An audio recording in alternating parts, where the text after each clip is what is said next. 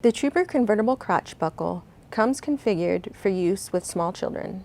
Adjustments to the crotch buckle may be needed in order to fit a bigger child. This video will help you make those adjustments to the crotch buckle position. First, raise the soft goods so that the shell is exposed, and pull the A-lock strap through the A-lock slot. Next, you'll locate the A-lock and push in and pull the harness to create slack. Unclick the buckle and pull it through the soft goods.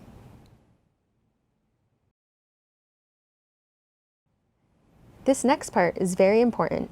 Be sure to push down on the buckle in order to obtain slack.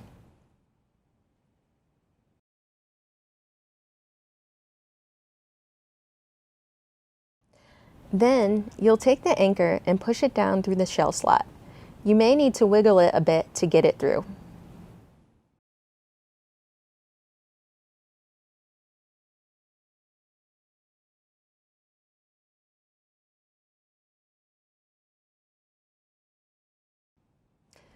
You'll pull the buckle up and bring the anchor through the shell. This will free the crotch buckle from the shell. Now choose which slat you would like to reinstall the crotch buckle based on the size of your child.